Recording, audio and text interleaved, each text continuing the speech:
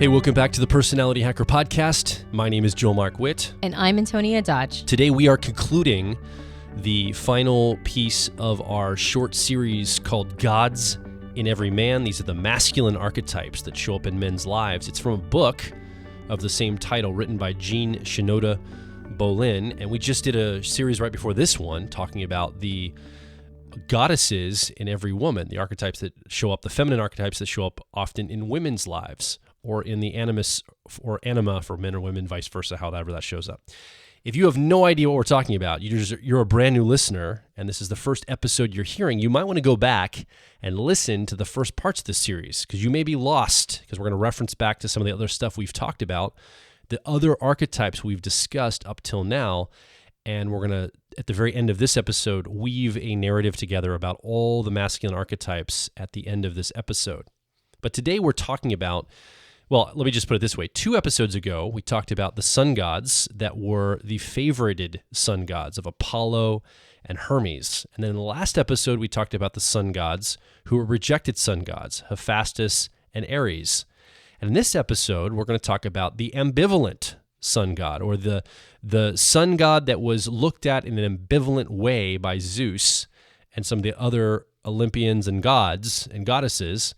And this archetype, or this sun god, is Dionysus. This is the one we're going to discuss today and continue our conversation around these archetypes. Yeah, I've been calling him Dionysus the entire series, but it's actually pronounced Dionysus. And the only thing I can say in my defense is that the first time I ever heard the name was in the Rush album of Hemispheres, where they sing him as Dionysus. And so I've been calling him Dionysus ever since, and that's not accurate. It's actually Dionysus. So I have a feeling that since I've been referring to him and you've been referring to him as Dionysus the entire time, we'll probably go back and forth. Like when I remember it's Dionysus, I'll say Dionysus, and otherwise I'll probably say Dionysus. You're telling me that Neil Peart didn't catch this as a technical mispronunciation? Well, technically, Neil Peart didn't sing it. I know Geddy Lee did, Yeah. but I'm still saying, you'd think that his accuracy would kick in and be like, no, this is not right. You got to say it the right way. Well, I don't know if he had the internet, so he couldn't look it up like I did. I just, because that was written in the 70s. He didn't have the YouTube pronunciations. He didn't have the new YouTube pronunciations, and so I went back and I was like, oh, it's Dionysus. I've been saying it wrong the entire time. So I'm going to say it wrong at some point during this, when I'm in my headspace of talking about the content. Oh, me too. I guarantee you I'm going to mispronounce this. Totally, yeah. And we're just taking stabs in the dark about how to pronounce all of these Greek names. So, yeah, it's like you got to bear with us. I'm American, damn it. I don't know how to speak Greek. All right, so Dionysus is the god of wine and ecstasy, and he is a mystic, lover, wanderer. I thought that was really interesting, by the way, that the word wanderer came up here. He's traveling around, but he's traveling around by wandering, whereas Hermes was the traveler god, the sun god that traveled a lot. Dionysus is wandering the earth, or wandering through space, which I thought was a very interesting distinction between the two. Yeah, well, Hermes is also, like, the name basically comes from something similar to cairns, which are guiding a path. So Hermes wasn't just a traveler, he was somebody who helped guide paths, but Dionysus certainly isn't. Dionysus can barely guide himself. He was close to nature. He had a very intense relationship with nature, and he also was very close to women. So Dionysus had this relationship to nature and women. He was the god of ecstasy and sometimes terror. He was also very involved in the wilderness and also with blessed deliverance. So he had this almost diametrically opposed nature. He had almost a yin-yang aspect to him, where he could have wild oscillations between extremes of ecstasy and terror.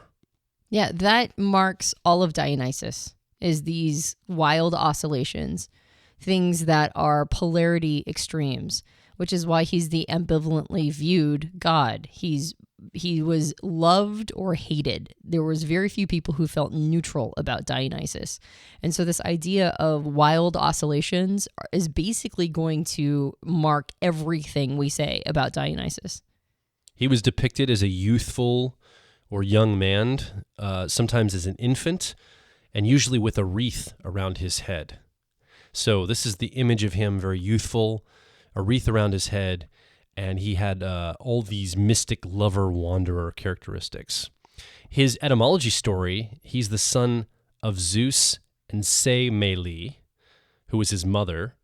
But this was Zeus's relationship with Semele was basically an infidelity relationship. So his wife, Zeus's wife, Hera, was insanely jealous and tricked Dionysus's mother to basically allow Zeus to show Zeus's entire glory to her, because she was a mortal woman.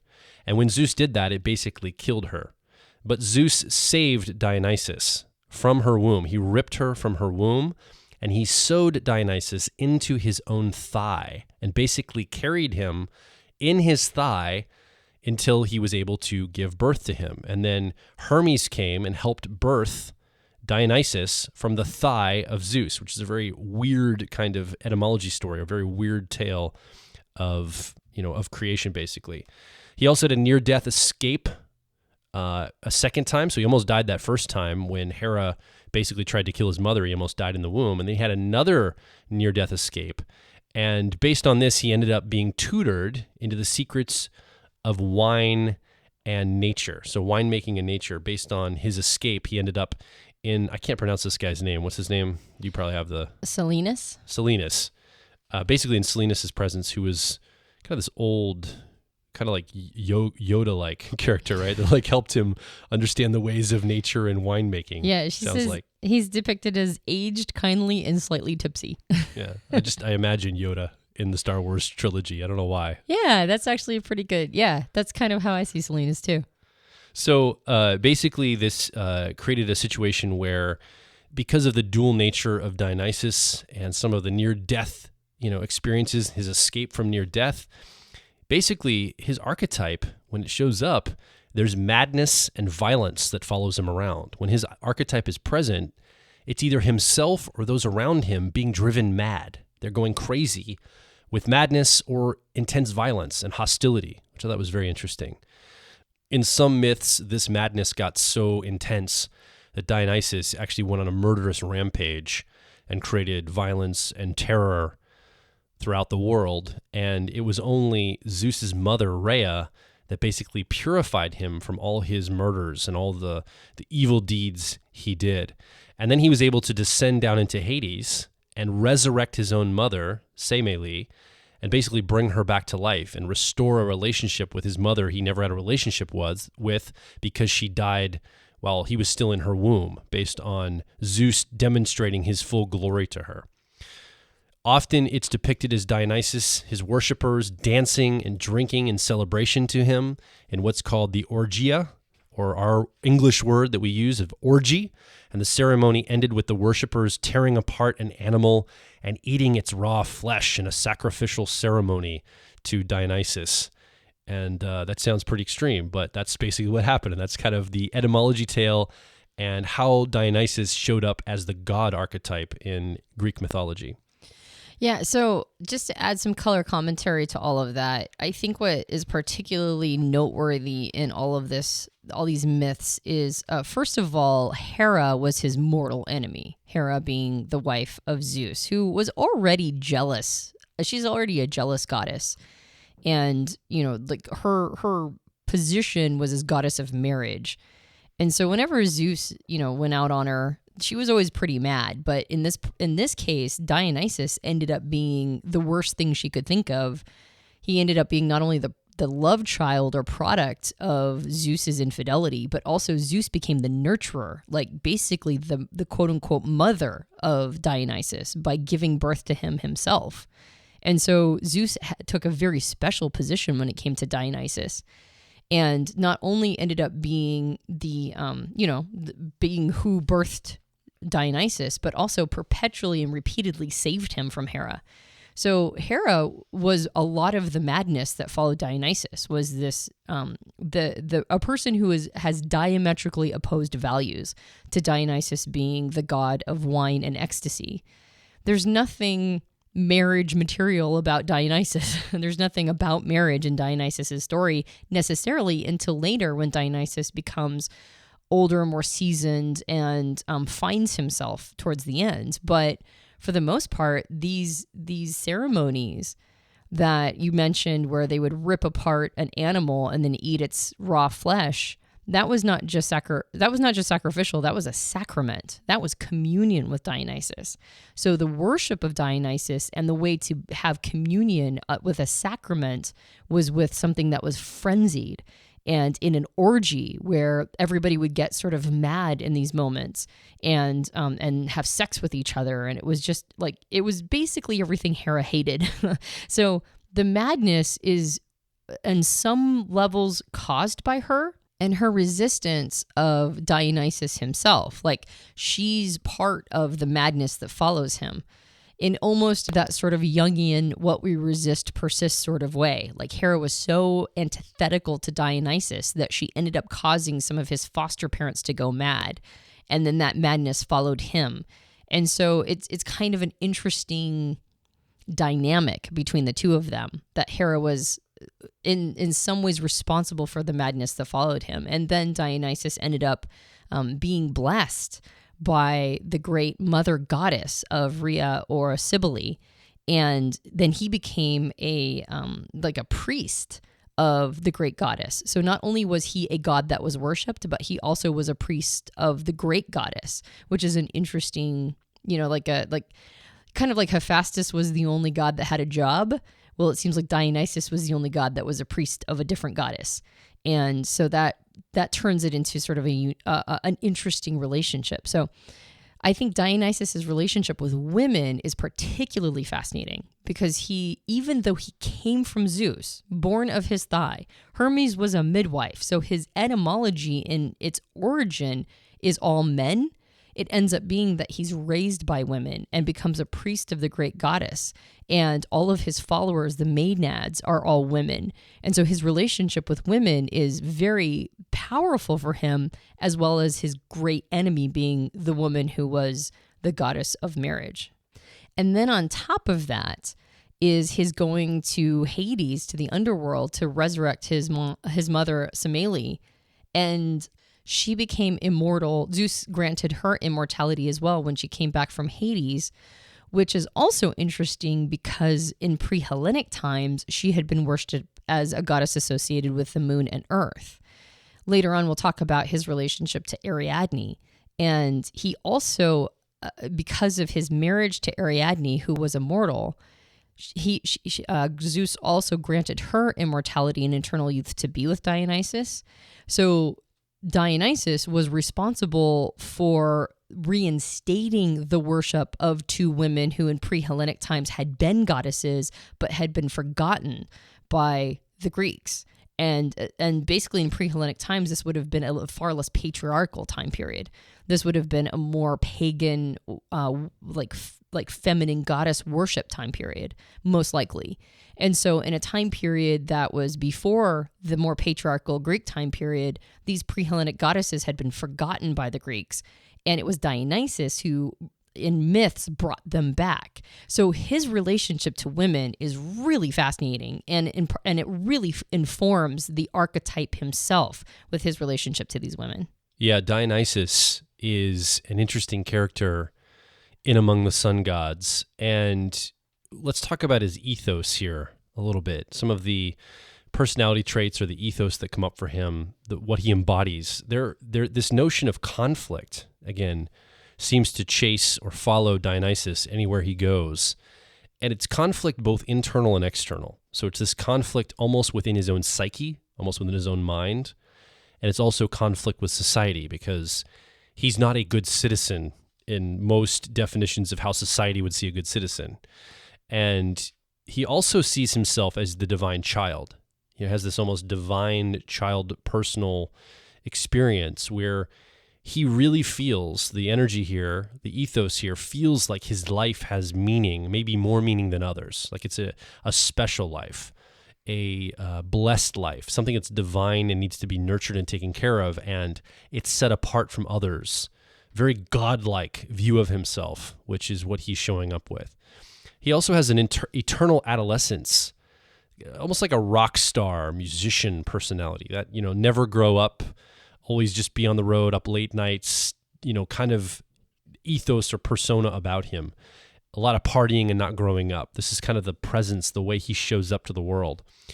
And he can also be looking for the perfect mother lover female. So almost this perfect mix of nurturing partner and passionate, deep lover partner. And he wants that to be in the same woman often. So he's looking for a mothering, passionate expression of the partner he's trying to be with. And sometimes those can be very mutually exclusive. Sometimes that's hard to find in a person that has both of those attributes. One usually trumps the other. He would call women to discover their ecstatic elements in themselves. So to embody their full feminine nature, to understand how much pleasure, how much intoxication, how much joy, how much deep passion they can experience. He would often call women to experience these things. And he had a mystical streak. He would be courting madness, quote unquote.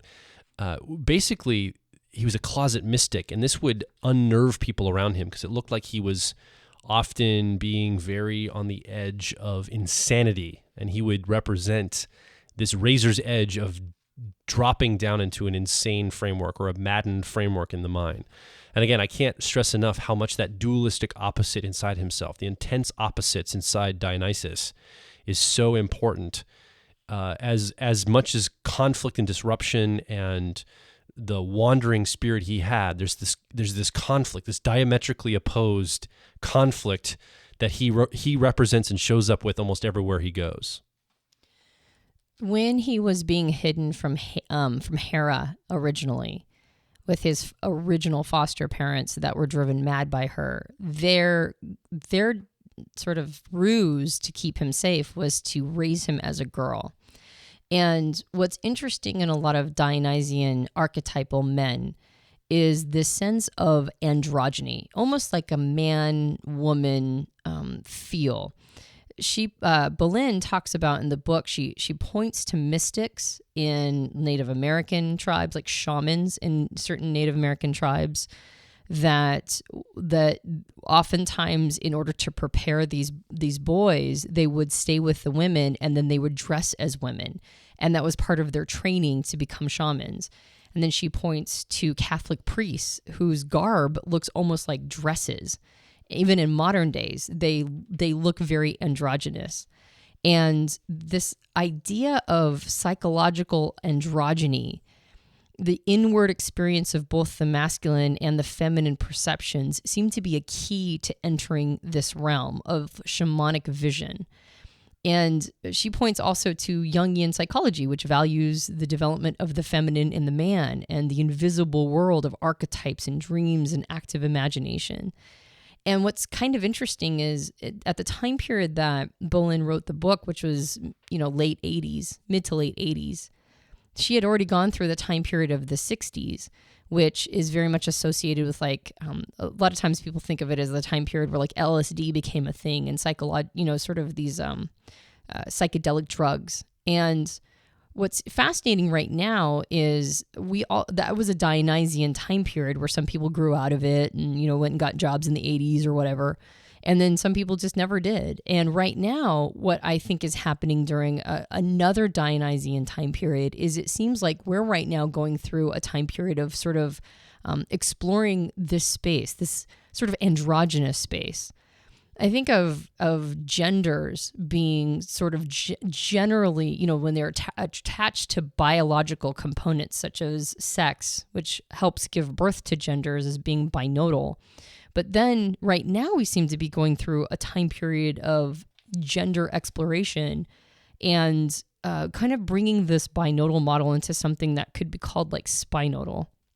There's this concept of spinodal decomposition, which basically is processes like when you take oil and water and you boil them.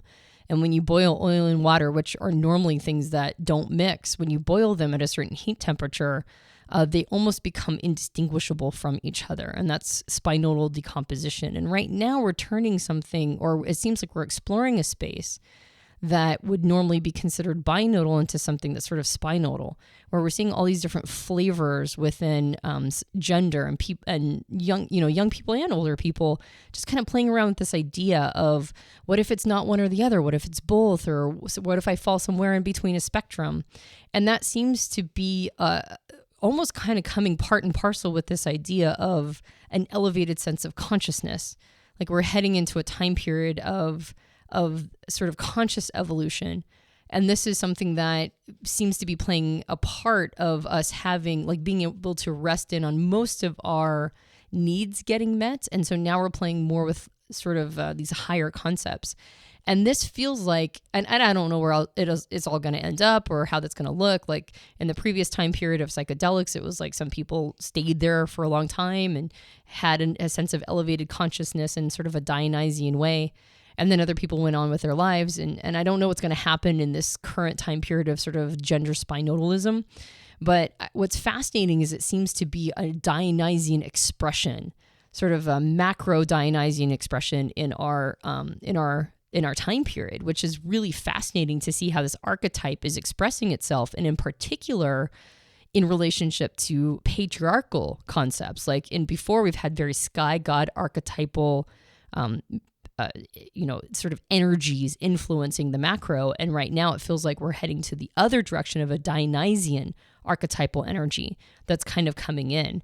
And you're seeing almost kind of like a conflict, but then at the same time, it seems like the sky god archetype is trying to make space for it, almost like Zeus made space for Dionysus, and one gave birth to the other. So I'm not sure if I have anything specific to say on that other than just an observation that it seems like this could be a Dionysian time period for us, where we're in a time period where it kind of almost seems like craziness to other people from, like, is everything okay? Is this madness? And it might not be madness. It might be trying to hit sort of an elevated level of spirituality. And at the same time, it might be madness, because Dionysus was both. It was both elevated spirituality and it was madness. It was a very, it was like a really tumultuous sort of archetypal energy. And it seems like, we talked before, like we're entering it, like when you talked about the goddesses, we're entering a very Artemis time period for women. And I wonder if we're entering a very Dionysian time period for men. So let's talk about Dionysus as the man. So how this might manifest, this masculine archetype might manifest in you as a man or a man you know. And we can just kind of get some markers here of how this showed up in some men before. As boys, often the men that have this as their main archetype tend to do what, quote unquote, follow feminine, quote unquote, pursuits.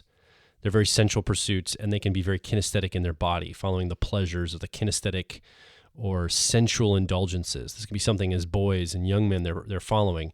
They're interested in music and creativity, maybe dance, expression, and they, as boys, can often lack parental approval. As a boy growing up in our culture, our current culture, often boys are forced to exhibit more, quote unquote, manly qualities. And if there's a Dionysus boy showing up exhibiting these sensual, creative pursuits, he might be labeled as feminine or girly, and that might be suppressed in him. And he might be told, you've got to be more masculine. You've got to be more, even though this is a masculine archetype, it's not seen that way by our Western culture often. And so he's forced to do more stereotypical masculine behaviors and play with more stereotypical toys and other things that are, rough and tumble.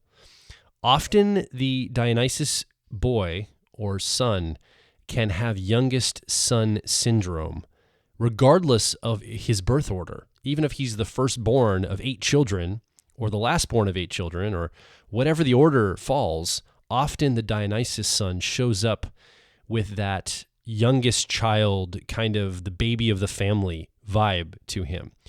And he often gravitates to and is more like his mother than his father. So he more identifies with his mother than he does his father, the patriarch of the family. It's usually the mother of the family he identifies with. Well, and I think what ends up making it appear as if he's more, quote unquote, like Boleyn says that he gets called girly a lot. And I think what a part of that is that he's so emotionally expressive. Like you talk about Aries being emotionally expressive. We talked about that in the past or last podcast, and that gets kind of suppressed down. But Aries is emotionally expressive in sort of a more of an aggressive way, right? Like he wants to be, he's a little like larger than life, and he's a dancer and a lover and a fighter, and he's got sort of this emotional expressiveness that happens in a more traditionally masculine way, even though that gets tamped down too. Like growling or grunting, like raw right. kind of emotion. Yeah, but Dionysus is more emotionally expressive and like sort of a like when he's sad he cries really hard, and when he's happy he laughs really loud, and he has more of a the spectrum of emotion that he gives himself permission to express. And unlike Ares and Hephaestus and maybe Poseidon, who all are really good at sublimating their emotions when they're told not to do that anymore, and they kind of press it down. Dionysus can't do that. He just simply cannot repress his emotions. It is impossible for him to do. And so he expresses all of them no matter how many times he's told to, stiff upper lip. It doesn't matter. Dionysus is going to express.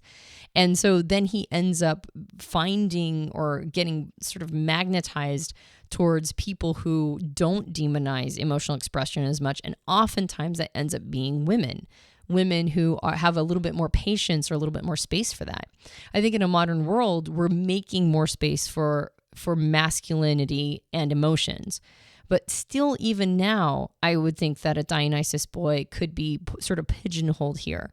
And a Dionysus boy, as somebody who's going to be expressive, is going to be the most likely to wear makeup and the most likely to maybe wear eyeliner to school, the most likely to wear leather or something that is sort of a rock star image. He's the most likely to just kind of not care and not be able to sublimate these things. He's just going to live out loud, and he's going to live as expressive as he wants to, and he's going to follow anything that intensifies an experience for him.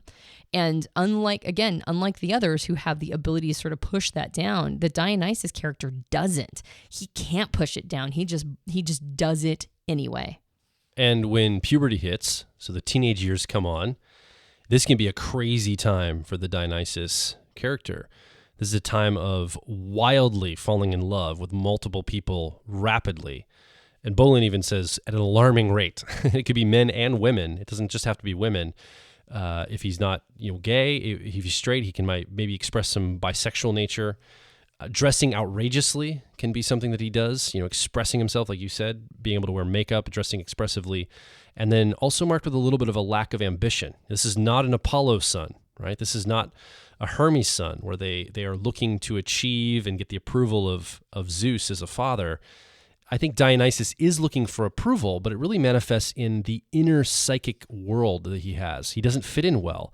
And what often happens when a teenage Dionysus starts to express himself, especially if he lives in a religious context or a very strict conservative culture or family, he is told that everything about him is bad and wrong and needs to be suppressed. The very nature that is him is told that it's sinful and bad, and that he has to suppress this, down to the point where even the thoughts in his mind are told to him that these are wrong and bad and have to be pulled under control. And so Dionysus can go one of two ways, I think, from the teen years.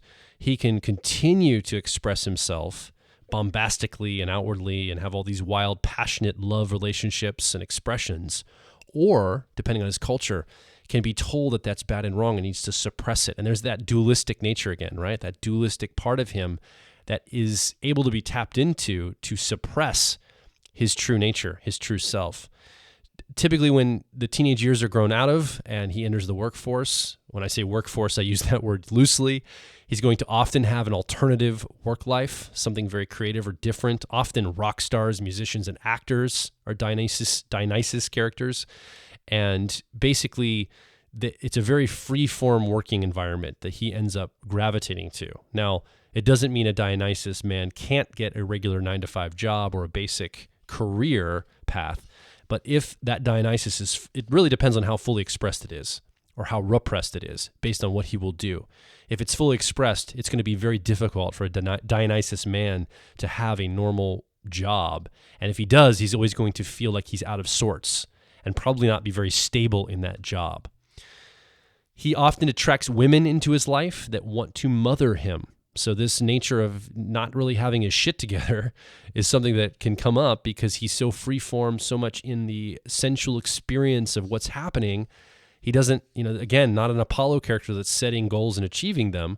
And so women that tend to like to mother will be attracted to him because they get to take care of him. And again, he's looking for a mothering type woman who can also be a passionate lover. that dichotomous nature to a woman. He's very much attracted to both those qualities. So women that show up that way can be very attracted and very attractive to a Dionysus man. Sex is at the forefront of his life.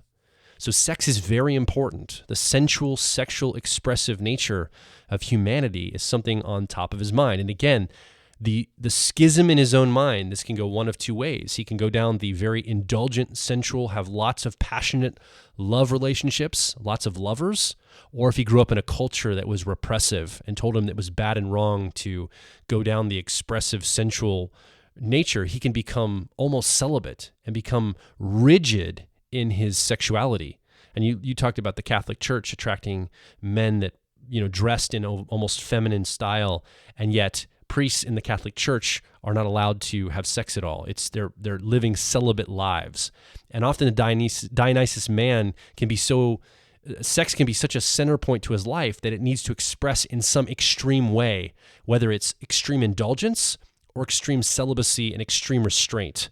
And I think that is another factor here. It's not really, there's no middle ground with Dionysus. There's one extreme or the other with him. There's an almost dangerous element to Dionysus, which is why he's ambivalently viewed. Well, he's disruptive. He's a total disruptor. It mentions that some of his hallmark animals, or like the animals he was associated with, was like the panther, the leopard, the lynx. They were all sacred to Dionysus. And Boleyn in the book says these large cats are the most graceful and fascinating of the animals, but they're also the most savage and bloodthirsty. And Boleyn mentions that this is sort of the dualistic element of the Dionysian archetype as well, that they can be, on one side, they can be mystics that are inspirational and guide people and lead people. I bet a lot of cult leaders are probably Dionysian. And I say that even in a positive way, not necessarily a negative way, like people who lead large groups of people and are very inspirational to them, almost like rock stars on the stage. And how while they're in the presence of their audience can be almost enraptured and just like almost in a frenzy of looking at the rock star and just sort of be put into this ecstatic state. And then when the rock star leaves, there's almost like a letdown, like, oh, that person's out of my presence. And now I feel kind of depressed and let down. So on one side, it can be a mystical experience. And then on the other side, she mentioned it can be almost murderous. And she mentions that Charles Manson was most likely a Dionysian character. And he was able to put the people who followed him into an ecstatic state as well. And then they went off and did his bidding, which was horrific and violent and murderous. So there's a dangerous element to Dionysus. And so of all of the types, all the archetypes, of the masculine archetypes, his is the most important and maybe the most complex to get right. Because there's this ego sense of, I'm the divine child. I'm incredibly important. Things that I want are incredibly important for me to have. And then on the other side is all of this social messaging of badness and wrongness and low self-esteem, and that you shouldn't be feeling good about yourself, and that you're wrong somehow, and you're girly, or you're too extreme, or there's no place for you in society. So just like the feelings of a Dionysian character are extreme, so is the self-esteem. And so the ego must be like the Dionysian archetype must get the ego right, because on the good side, it can be incredibly powerful, but on the bad side, it can be so dark. It can be truly dangerous. So Dionysian archetype men, I mean, they've got their work cut out for them. There's a lot of positive things that can come along with it, but there are horrific things that can come along with it as well. As a man, Dionysus, if you're a Dionysus man, you probably struggle with committed relationships or marriage, because in your nature, it's to love and let love in a lot of ways. So having a committed, stable relationship often is a challenge for the Dionysus man, as well as his relationship with children, his own children and other children. He's a very fun-loving, fun-spirited, happy-go-lucky, just bombastic personality. And often children really are drawn toward the Dionysus man in his nature. And he can be very fun and connective with children. But his own children, if you're a father and you have children, sometimes your children they can have mixed feelings about you, because you can be fun one moment, but then you're absent-minded the next. You're very free-form.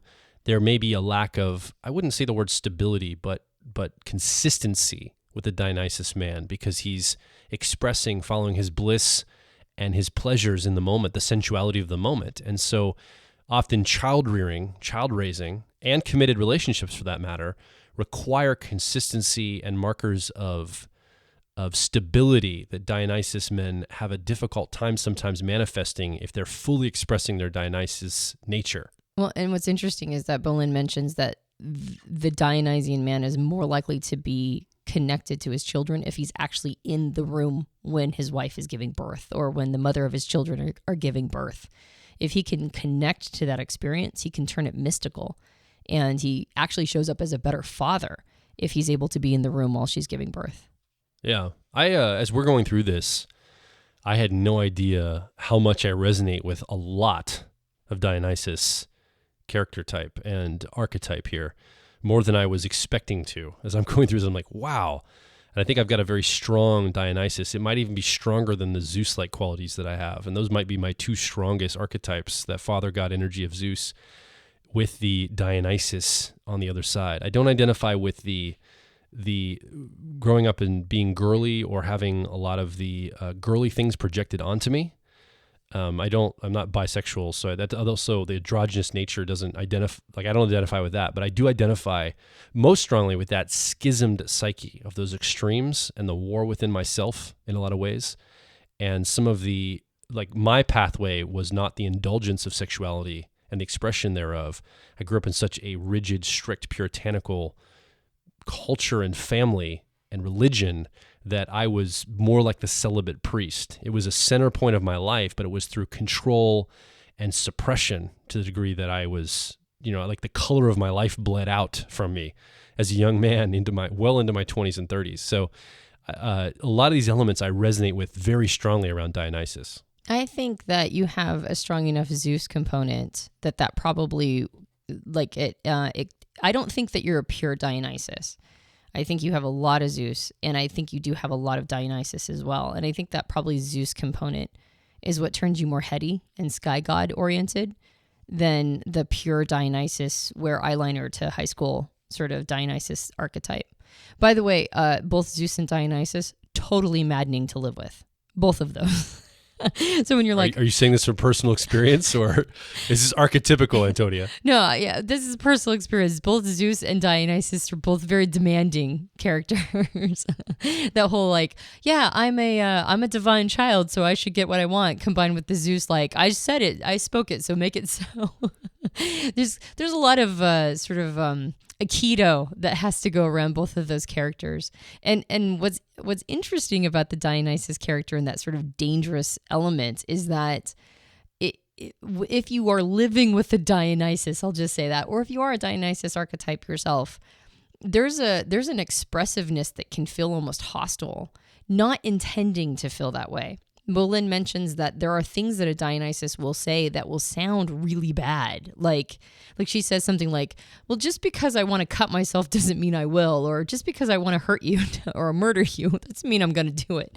And she actually mentions that being able to articulate some of the more dangerous thoughts, a Dionysus might need to do that in order to not, again, sublimate. For Dionysus, they're not going to sublimate. He's not going to sublimate his emotions. But he might sublimate his dangerous thoughts. And if the dangerous thoughts get sublimated, that's when you're actually in more dangerous territory. So being able to articulate something and have the person who lives with you be able to hold space for it and recognize that it's not intended to be aggressive or not intended to actually be sort of marching orders, like I'm going to hurt myself for you. It's more an attempt to not sublimate the more dangerous thoughts is really, that's actually an important component of a relationship with a Dionysus character. And she says at a certain point, she says, if you're a woman or a man who's in a relationship with a Dionysus archetype, man, life is never boring for you. And I can attest to that. That's right. Life is never boring. And it can also, like, there's some space that needs to be held, right? Because it is, the Dionysus man will go for whatever is creating the more extreme experience. They'll go for whatever is heightening the experience. And sometimes that can be a challenge to live with. It feels like you're being jerked around sometimes, or just if you don't have the resources to be able to deal with it, it can be very emotionally exhausting. And at the same time, it can be quite intense in the good way too. It can be very connective, very intense and positive in its intensity. So there's no ambivalence around this. There's no ambivalence around how one views the Dionysian character. I agree there's no ambivalence, but there is dichotomy inside of him. There's these opposites inside of him that are extreme. And I would say that there's some challenges that a Dionysus man faces from society. You know, our puritanical Western culture typically projects negative attributes onto him because of the way he shows up. We've kind of talked about that already, but that can create trauma, that can create confusion, especially for a young man when their entire world is reinforcing these messages. They can be confused on what that means and how they're supposed to show up. And this can often lead to things like low self-esteem because they're not showing up in the way that the society, culture, or family or religion wants them to show up. So now it's like, oh no, I'm bad and wrong.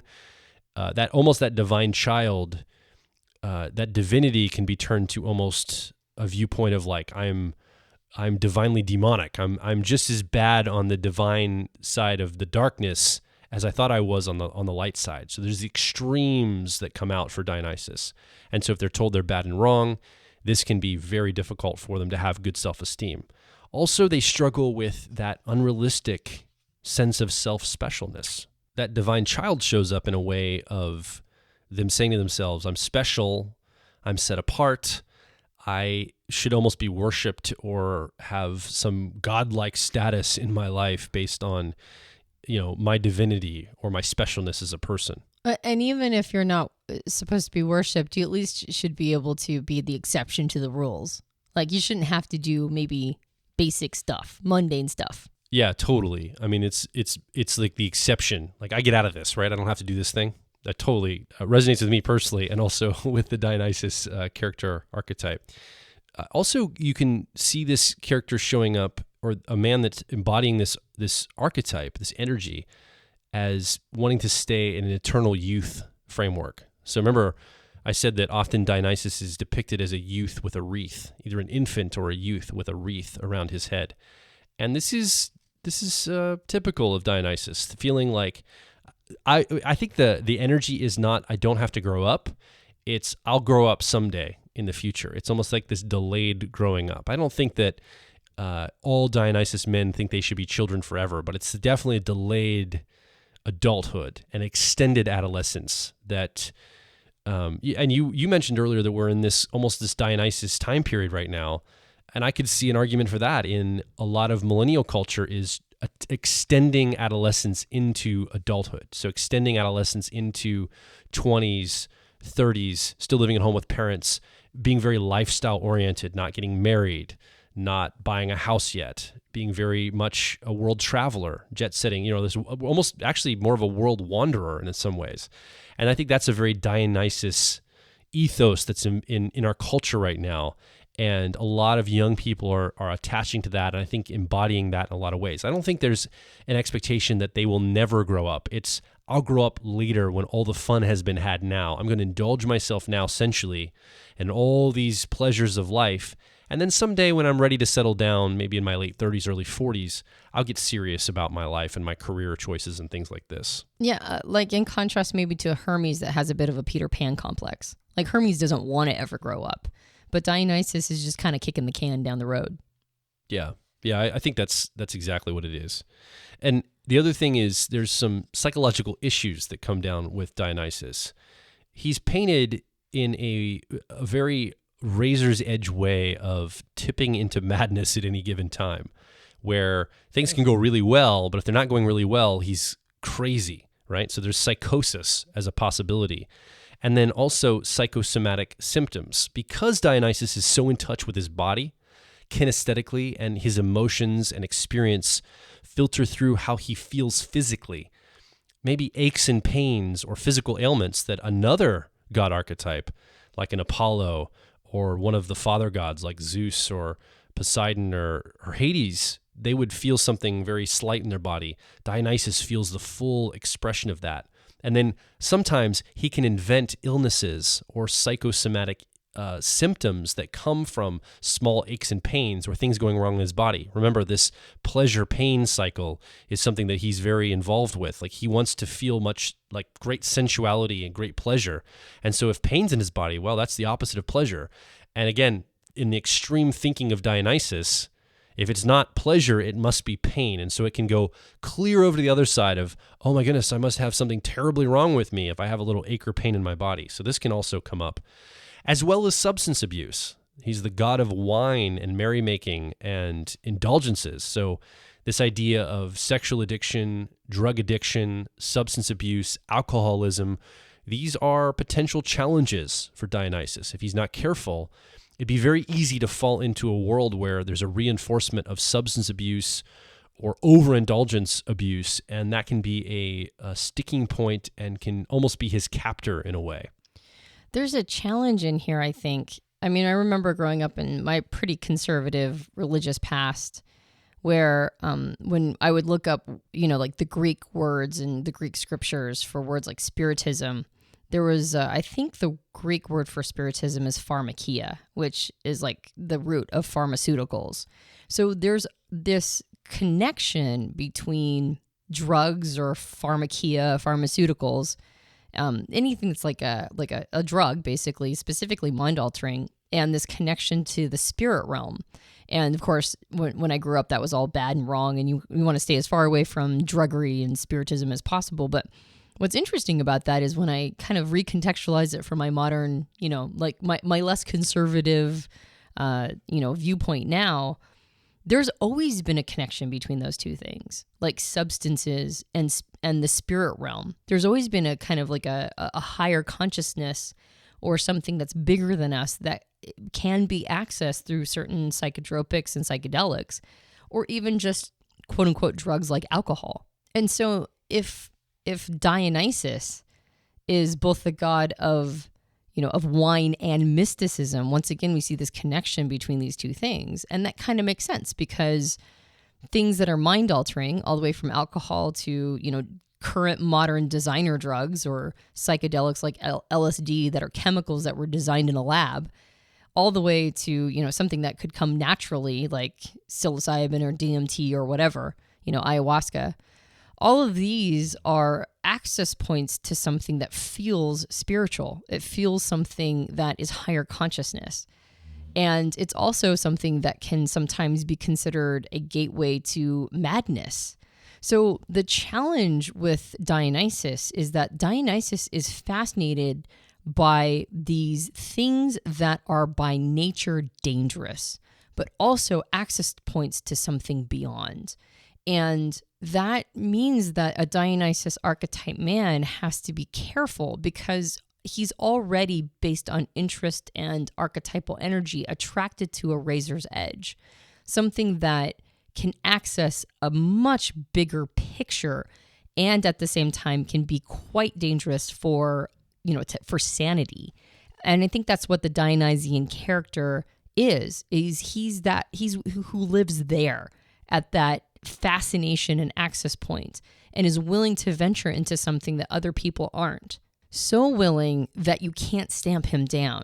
Like, you can't call him girly enough to a point where he stops acting that way. I mean, you mentioned as a Dionysus archetyped man, you identify with that energy, and you don't really identify with the quote unquote being accused of being girly element, and that might be because of your Zeus archetype elements. But you definitely have been accused of being way too emotional in the past, and maybe even being overly dramatic in your emotionalism. And you identify with those pieces, like this kind of this sense of being wildly oscillating with your with how you think and almost being considered aggressive sometimes because of your thoughts, even more so than your emotions. And so the Dionysus man lives there. And you can't stamp him down. He can't be repressed. And that's his most dangerous quality, is that society can't capture him. And so this idea of substance abuse, if he can't figure out where his ego fits, if he can't get a strong ego, then there's a lot of temptation to just hand himself over to the substance, because that's the one place that he understands. That's like the one thing he's attracted to. But if he can't figure out that balanced place, it's very easy to hand himself over to the substance and just let it go. Like let all of those social, comments or commentary or judgments go. If he can harness that though, it's been my experience that navigated carefully the razor's edge, almost this paradox of being able to be in the darkness, the underworld or madness, and the ability to be in the positive, joyful expression of sensuality and some indulgences, some healthy indulgences. If that bridge can be made carefully as a Dionysus man, I believe there's great things that can come from that. He can be a guide of sorts for a lot of people to their own experience of that. And it's been my experience, now that I've been reading through this and realizing that there's a lot of this archetype expressed in me, it would make sense why I'm attracted to so many things that are on the razor's edge. As a young man, I was always attracted to, I just call it the Edgar Allan Poe ethos, and you would think it's more of a Hades type attraction, but I'm definitely not a Hades, but it's this attraction to graveyards, death, some of the darker elements. And then older in my life, I've always had good experiences with intent around psychedelics and using psychedelics, as well as some of the creative outlets that are more toward, in my old days, I would call these the dark arts, right? Chaos magic, other things that are expressing or playing with an edge of the quote unquote underworld or the darkness that there is over there. Without losing myself to it. And I think that's really something that's been powerful for me. And I didn't realize it until I was reading through her work, Boland's work, to realize I think this is very Dionysus of me to go into these places. And then almost in some ways like Hermes, it's a guide element. It's almost like Dionysus is a guide, but not taking people places physically, but taking them places experientially. Through experiences, ecstatic experiences, and recreating those. I think that's a very, very powerful tool set at my disposal when I embody this archetype that I didn't really have language for it until I was reading Boland's work. Yeah, you've always had a good relationships with psychedelics, but you do have to be careful with alcohol. I do love to indulge alcohol, and I'll go through periods of time where I'm like, am I drinking a little bit too much? And yeah, it is a pleasure to drink. And I often, especially when I'm around Hephaestus types, there's a person in our life who might be a Hephaestus who tends to want to drink with me. And then it's like, oh yeah, this is cool. I got a drinking buddy around. And yeah, I think overindulgence is definitely a razor's edge there. That's a risk for me. Yeah, and I think probably most Dionysus men have to probably temper their relationship with alcohol, I would imagine. But that's why Dionysus and Hephaestus men get along so well, is because, or the archetyped energies get along so well because it's like, oh yeah, we've got this in common. This is kind of nice. I think focused on ways to grow. How, if you are a Dionysus that have these, has these very polar extreme elements to you, how do you grow all of this? How do you reconcile all of these elements? And in particular, how do you make sure that you're not sort of foisting some of this psychosis on the people around you? Because a Dionysus man that doesn't have a sort of a rootedness to his ego can actually be quite difficult for the people in his life. I think in particular, like the poor Heras that have a Dionysus man enter her life, and maybe he rocks her world and she's like, oh, this is a thing. And then they marry, and now that's a problem, right? In fact, your first marriage, you suspect she was a Hera. Absolutely. That did not go well. It was almost like two enemies like facing off all the time. This Dionysus energy and this Hera energy. She's probably attracted to your Zeus, not knowing that she was going to get a Dionysus. Yeah, I would probably guess that it was the Zeus that was attractive, and then it was like, oh wait, what's in here? What is this energy I don't like?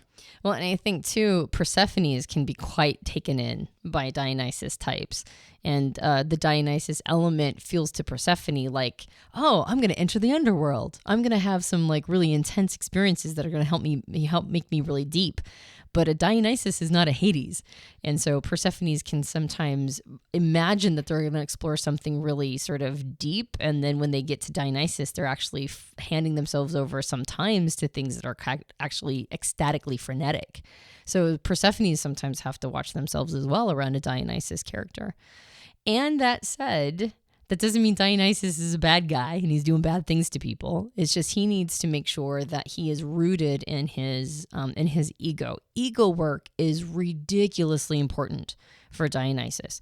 And that is very complex. Like in other archetypes, masculine and feminine archetypes, we're like, okay, develop this person. This is the, try to get balanced with this other thing.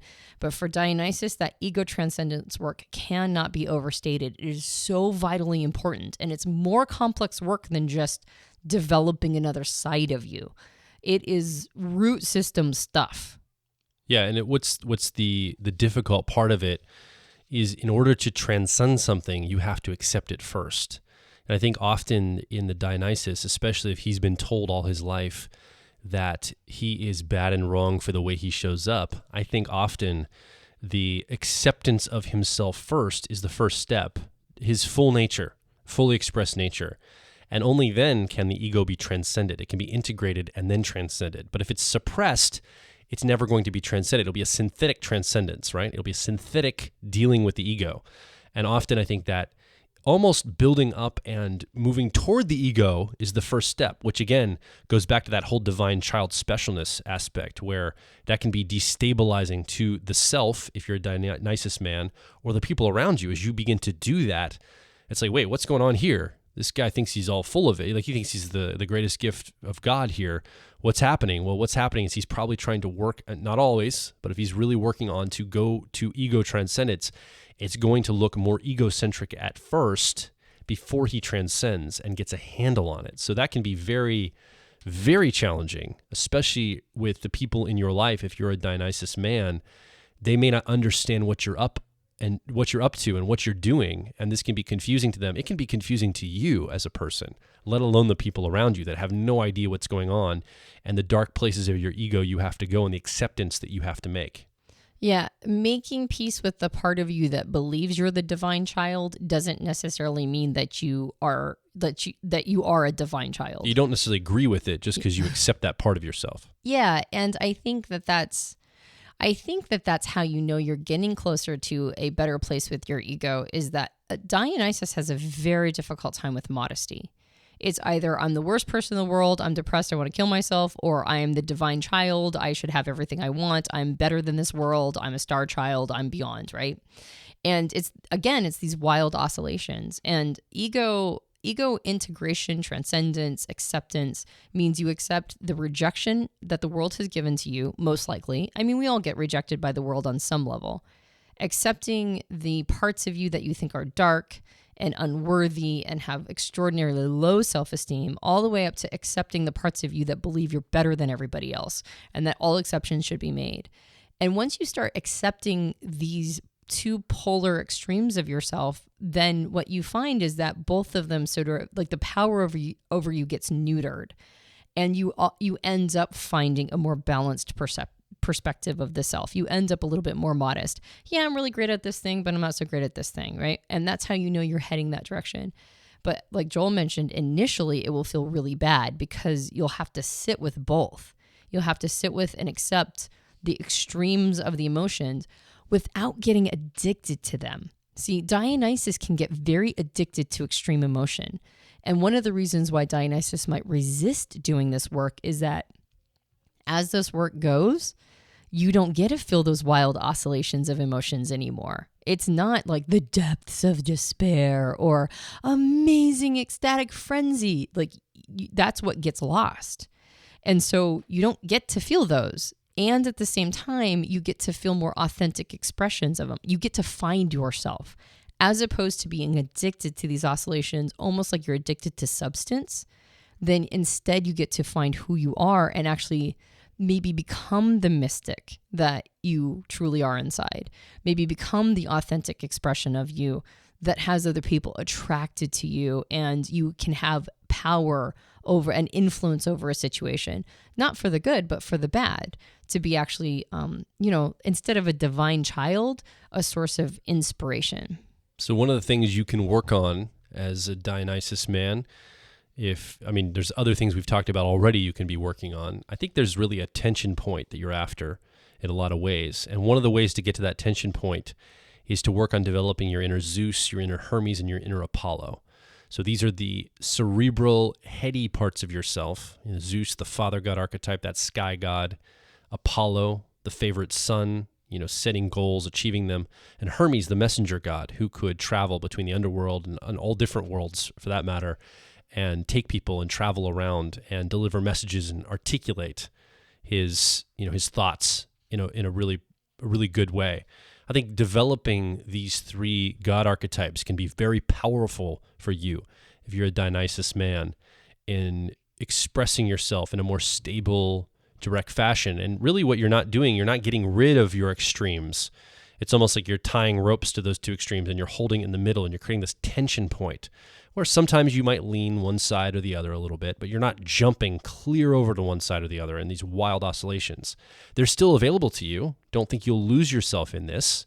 If you ever have to access one of those extreme emotional states or extreme expressions, you still have access to that. But what you're looking for, again, is that more sober-minded, present tension point that can be stable for yourself, your own inner psyche, and the people in society and culture around you. And so now you show up, like Antonia talked about, showing up as this really powerful mystic that can help guide other people or be an expression, almost like an avatar for what other people can become and how they can access their divine qualities or their true inner nature. You have done the work to help guide other people experientially through that.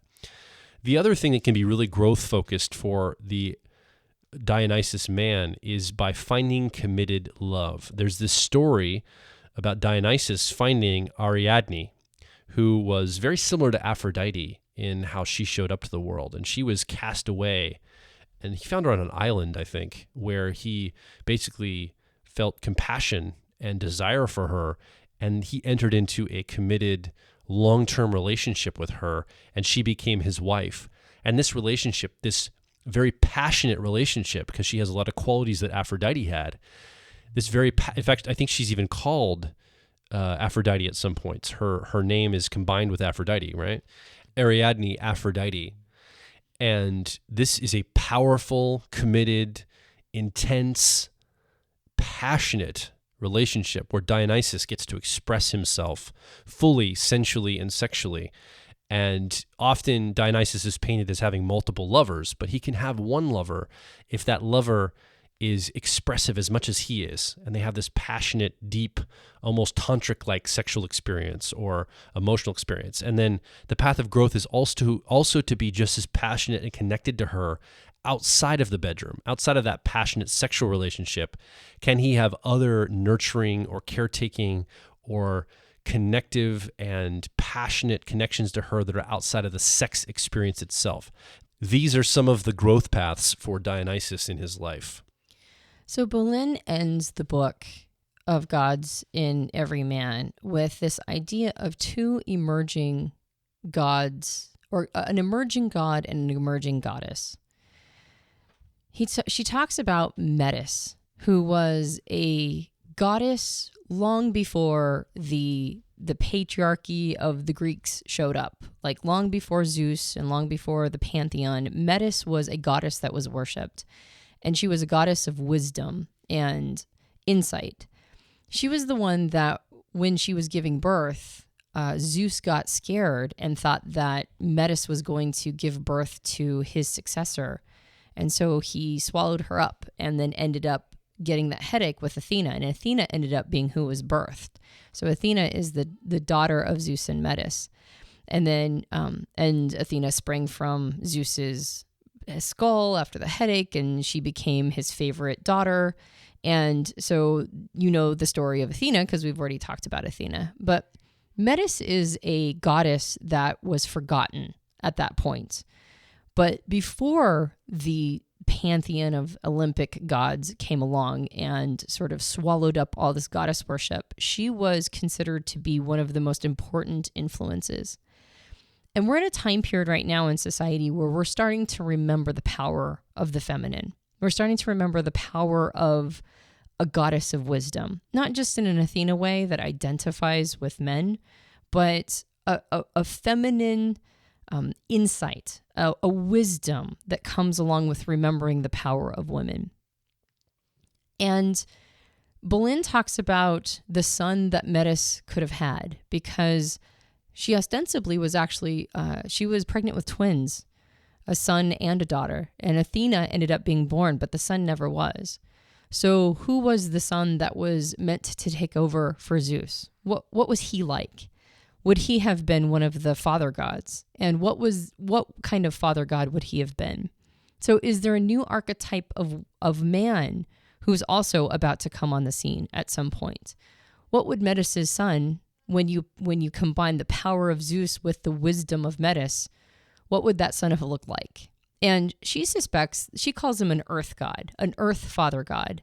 And that's a possibility. There does seem to be sort of an earthiness to new archetypal men that we've integrated into society. But I find that concept of what would the new style of father god look like? What would that archetype look like if we made space for yet another style that isn't so relevant or doesn't already have a relationship with the standard patriarchy, pantheon? And also, what does it look like if we integrate Metis back into our lives, right? Would she look like the Artemis that is, very interested in a more feminist cause and fights the patriarchy? Would she look more like Athena, her daughter, who identifies with men and shows her strategy that way? Would she be more like the vulnerable goddesses? And would she be in relationship? Would she look like Aphrodite? Or would she be something completely new, something different, or not new, just something we've forgotten? A place of feminine wisdom that maybe doesn't look like any of those. Maybe is something outside of what we're familiar with. Maybe a wisdom that we can lean on as we watch the social stratum kind of move away from a traditional patriarchy into something that leaves room for maybe more, right? Maybe a different style. And I'm really fascinated to see what Metis, if she shows up again, what she'll look like. I have a feeling she's not going to look like any of it. I have a feeling that she's going to be something that we forgot, that we're just about ready to remember. And I don't think that she's going to be the antagonistic, sort of throw her hat in the ring and be against or for. I think she's going to go outside of it. I think she's going to go meta. I think Metis is going to go meta. And I think that we're ready for an archetype of man, a new father god style, who probably is somebody who already exists.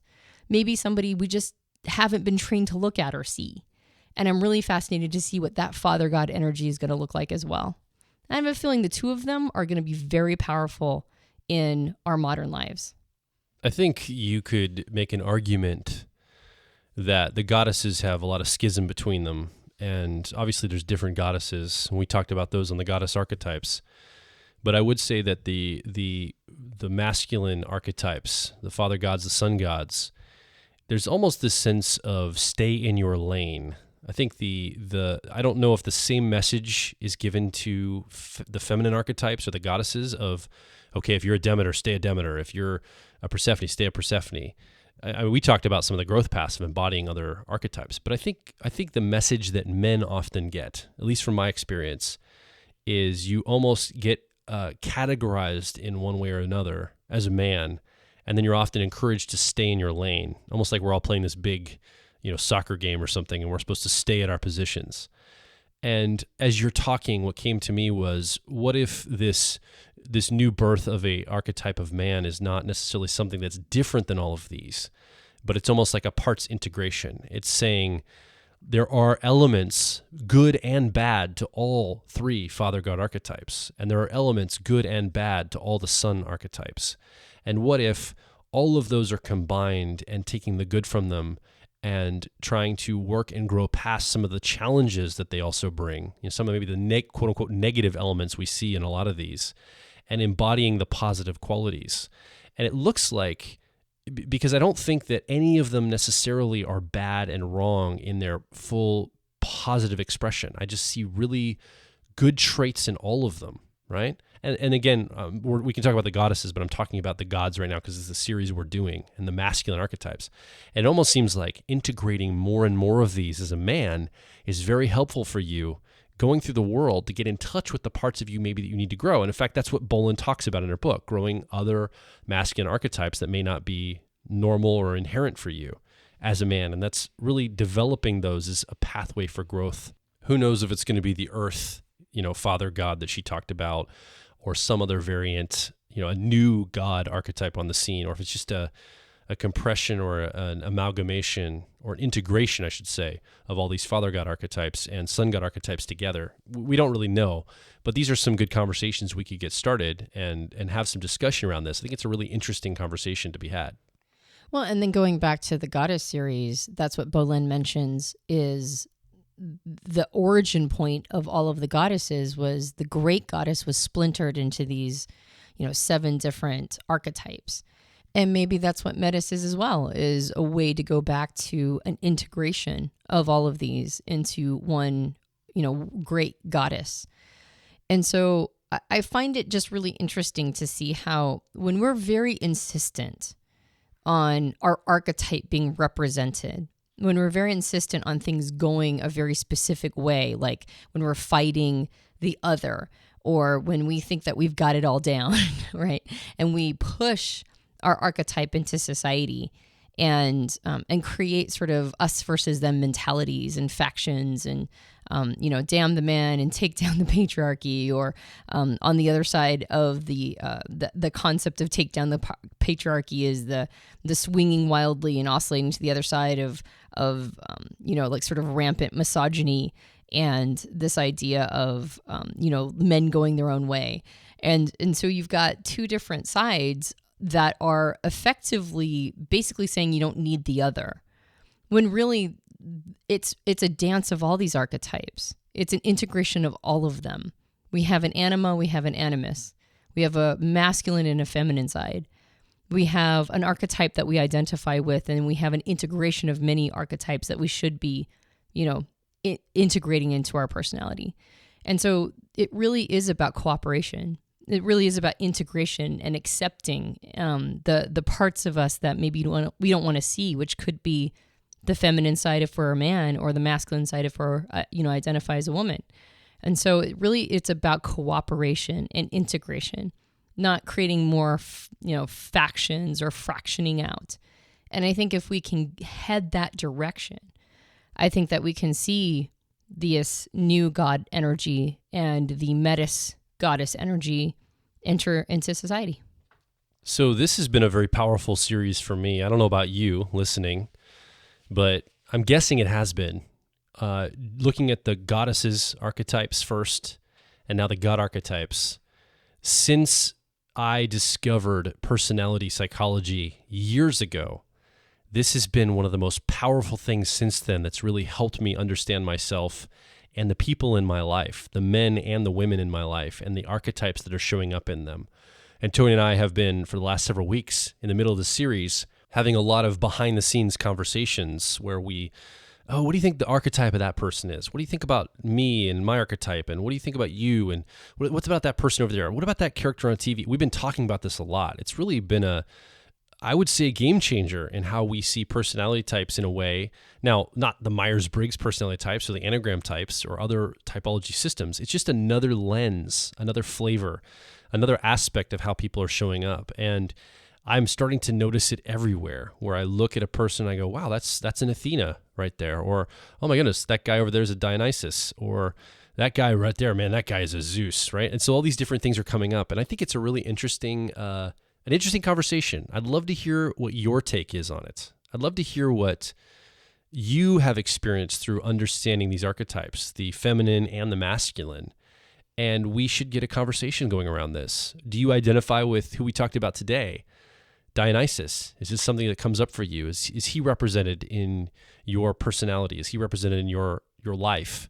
Is he one of your, big archetypes that shows up? Maybe he's your animus. If you are more identifying as a woman or have more feminine archetypes, maybe he's your animus. But I'd love to hear what your experience is. It's time for you to share your story. So come over to personalityhacker.com.